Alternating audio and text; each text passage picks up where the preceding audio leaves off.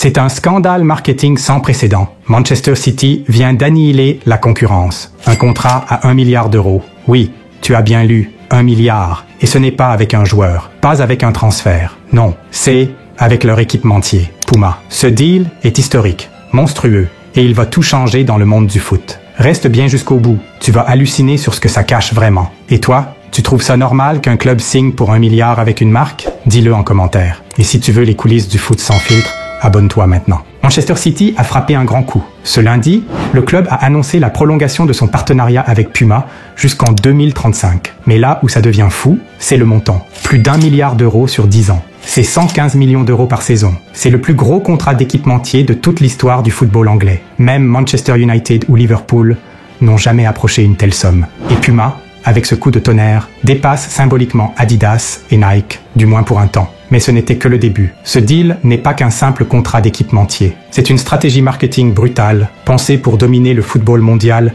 bien au-delà de Manchester. Car Puma n'a pas signé seulement avec City. La marque allemande est partenaire de tout le City Football Group. Girona, Espagne, Melbourne City, Australie, Mumbai City, Inde, Bahia, Brésil, Montevideo City, Torque, Uruguay, Palermo, Italie, Lommel, SK, Belgique, Bolivar, Bolivie, Troyes, France. C'est un véritable empire footballistique. Et Puma, grâce à ce deal, habille maintenant des millions de fans à travers tous les continents. Mais cette stratégie, aussi brillante soit-elle, cache une autre réalité, plus inquiétante. Et ce que tu vas entendre ensuite risque de te faire bondir. Manchester City ne joue plus seulement au football. Ils vendent une image, une marque, un empire. Ferran Soriano, directeur du City Football Group, l'a dit clairement. Nous nous sommes associés à Puma avec l'ambition de nous remettre en question et d'aller au-delà des attentes. Ce que ça veut dire, en clair, que City veut être l'Apple du football. Un club qui crée une vision mondiale, un lifestyle, une puissance commerciale capable de peser plus qu'un championnat entier. Mais alors, est-ce encore du sport ou juste du business? Et pendant que City signe des deals à 1 milliard, certains clubs historiques peinent à payer leurs salaires. Et là, tout a basculé. Ce contrat révèle une vérité glaçante. Le fossé entre les clubs riches et les autres est devenu honteux.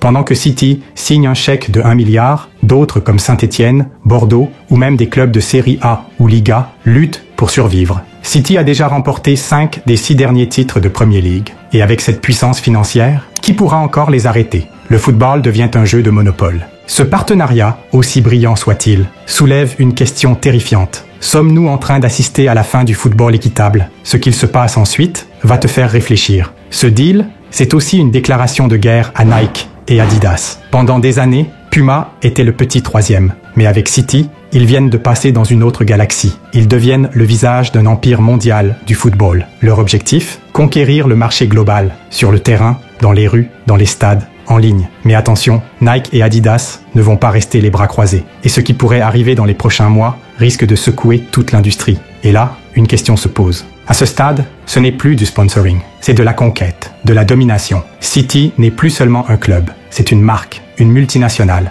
Et Puma, désormais, contrôle une part énorme du storytelling mondial du foot. Mais tout ça, à quel prix? Où est passée l'émotion, la passion, l'imprévu? Quand tout est calculé, tout est acheté, est-ce qu'il reste encore un peu de magie? Et toi, tu crois encore au football d'avant? Ou t'es prêt à accepter ce nouveau monde où les milliards écrasent tout? La suite pourrait bien te faire tomber de ta chaise. Ce contrat n'est pas juste un chiffre. C'est un signe, un signal d'alarme. Le foot n'est plus un jeu, c'est une industrie. Et Manchester City vient de passer un cap que personne n'aurait cru possible. Et toi, tu en penses quoi? Est-ce que ce genre de contrat te choque? Ou est-ce que c'est normal dans le foot moderne? Dis-le en commentaire. On veut ton avis. Et si tu veux des vidéos comme celle-là, sans maquillage, sans langue de bois, abonne-toi maintenant. On est là pour dire ce que les autres ne diront jamais.